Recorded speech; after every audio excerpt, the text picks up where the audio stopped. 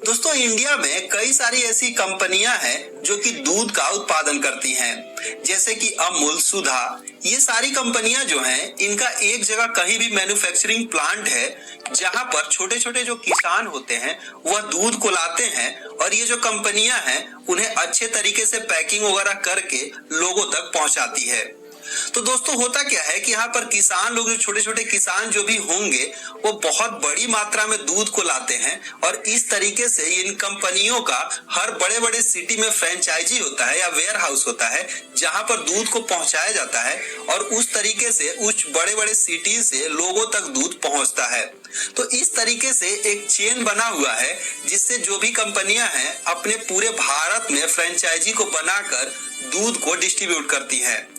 तो दोस्तों होता क्या है कि यहाँ पर जो दूध उत्पादन कंपनियां हैं, इनका जो दूध का उत्पादन है या फिर इनका जो प्लांट है कहीं एक जगह स्थित है और वहां से शहर के सभी जगहों पर दूध पहुंचाने के लिए बहुत बड़ी मात्रा में दूध चाहिए, जिसे एक साथ भेजा जाता है और लोगों तक पहुंचाया जाता है।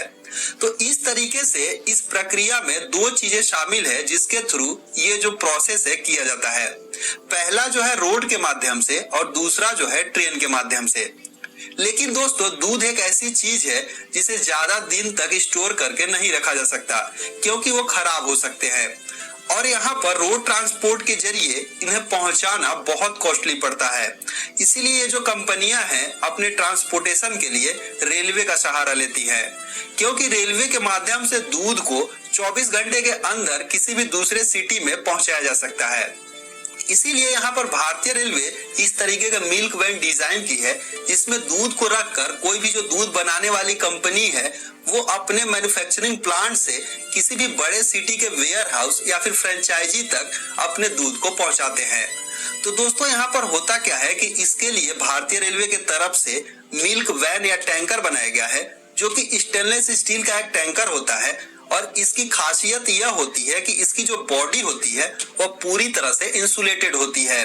यानी कि बाहर का टेम्परेचर जो भी हो अंदर का जो टेम्परेचर होता है वह एक समान होता है,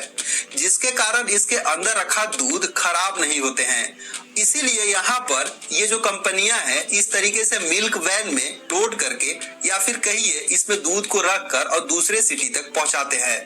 दोस्तों ये जो मिल्क टैंकर होता है इसमें 44,400 लीटर कैपेसिटी इसकी होती है। इतना दूध एक बार में एक टैंकर में आता है और उसमें लोड करके उसे सिटी के जो भी उनका वेयर हाउस या फिर फ्रेंचाइजी है वहां तक पहुंचाते हैं। दोस्तों इसके लिए प्रक्रिया क्या है कि जो भी कंपनी है वो अपने ट्रक के माध्यम से दूध को उसमें लोड करती है और उसे रेलवे स्टेशन तक लाया जाता है। फिर रेलवे स्टेशन पर आने के बाद ट्रक से पंप के द्वारा इस वैन में या फिर टैंकर में दूध को रखा जाता है और यहाँ पर इस टैंकर को किसी भी एक्सप्रेस ट्रेन या फिर डेडिकेटेड लोकोमोटिव के द्वारा अगर जरूरत पड़ी तो उसे दूसरे जगह जहां पर उसकी डिमांड है वहां पर पहुंचा दिया जाता है।